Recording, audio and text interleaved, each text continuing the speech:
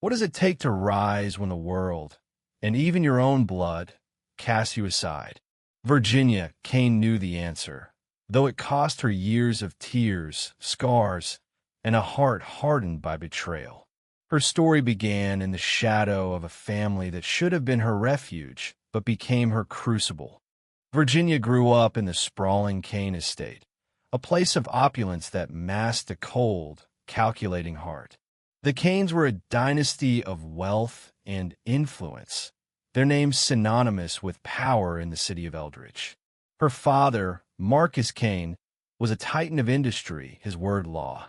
Her mother, Eleanor, was a socialite whose charm concealed a ruthless ambition. Virginia, the youngest of three siblings, was the anomaly, too curious, too defiant, too unlike the polished heirs her parents craved. Her brother, Thomas, and sister, Abigail, were groomed for greatness, while Virginia was dismissed as the family's disappointment. From childhood, she felt the sting of rejection. Her questions about the family business were met with silence, her dreams of studying art brushed off as frivolous. "You're not like us," her mother once said, her voice sharp as a blade. "You don't belong in this world." Those words burned into Virginia's soul, a wound that festered with every sidelong glance and whispered critique. By 16, she was an outsider in her own home, her spirit too wild for the Kanes' rigid mold. The breaking point came on her 18th birthday. The family gathered for a gala, a glittering affair to announce Thomas as the heir to Marcus's empire.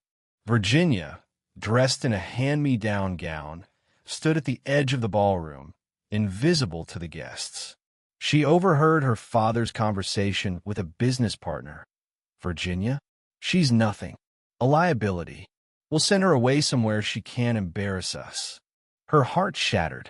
That night, she packed a single bag and left, vowing never to return.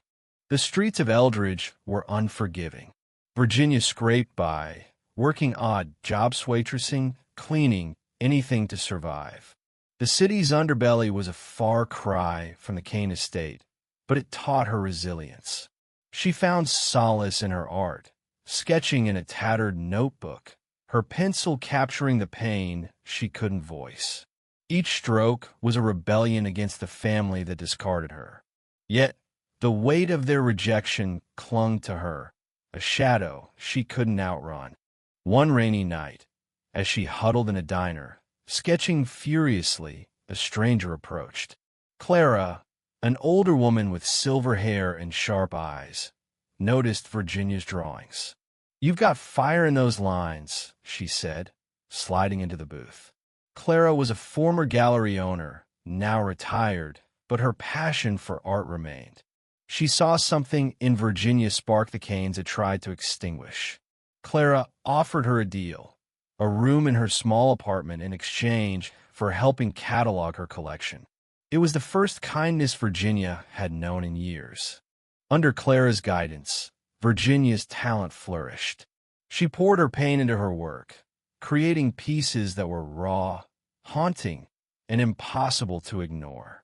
Clara, a mentor and surrogate mother, pushed her to enter a local art competition. Virginia hesitated, her family's voices still echoed, calling her worthless, but Clara's belief was a lifeline. She submitted a painting, Shattered Crown, a vivid depiction of a broken throne under a stormy sky, its edges glowing with defiance. The competition changed everything. Virginia's piece won first place, catching the eye of a prominent gallery owner, Julian Voss. He offered her a solo exhibition, a chance to step into the spotlight. But as her star rose, so did the past. News of her success reached the Kanes, and they weren't pleased. Thomas, now leading the family business, saw her rise as a threat to their pristine image. He sent Abigail to reason with her. Abigail's visit was a twist Virginia hadn't expected. Her sister, always the perfect daughter, arrived at Clara's apartment with a cold smile. "You're making a spectacle of yourself," Abigail said, her voice dripping with disdain. "Come back, apologize, and we'll give you a place out of sight, of course." Virginia's blood boiled. She saw the truth in Abigail's eyes. Fear. The Kanes weren't just ashamed of her. They were threatened by her. For the first time, Virginia realized her power. She refused, slamming the door on her sister and the life she'd left behind. The exhibition was a triumph. Virginia's art, bold, unapologetic, and steeped in her pain, captivated Eldridge. Critics called her a prodigy, a voice for the broken. But the night wasn't without its shadows. As Virginia stood before her paintings, accepting praise, a figure emerged from the crowd. Marcus Kane. Her father's presence was a shock, a twist that sent her heart racing. He hadn't come to celebrate. "You think this makes you one of us?" he sneered. "You're still nothing."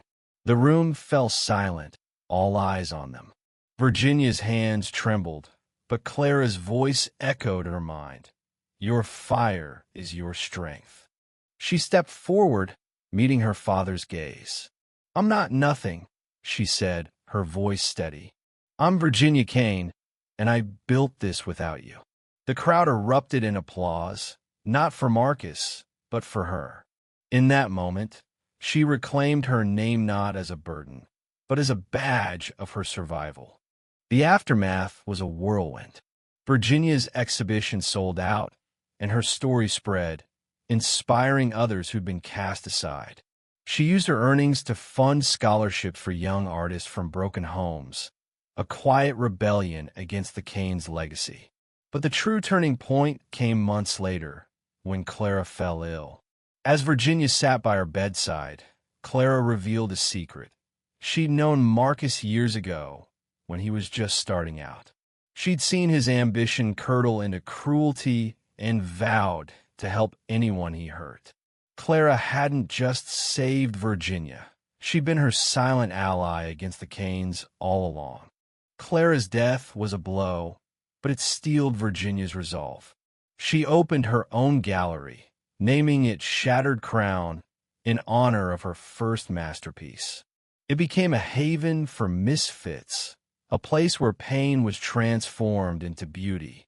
The Kanes, meanwhile, faced their own reckoning. Thomas's mismanagement led to scandals, and the family's empire began to crumble. They reached out to Virginia, desperate for her help to salvage their name.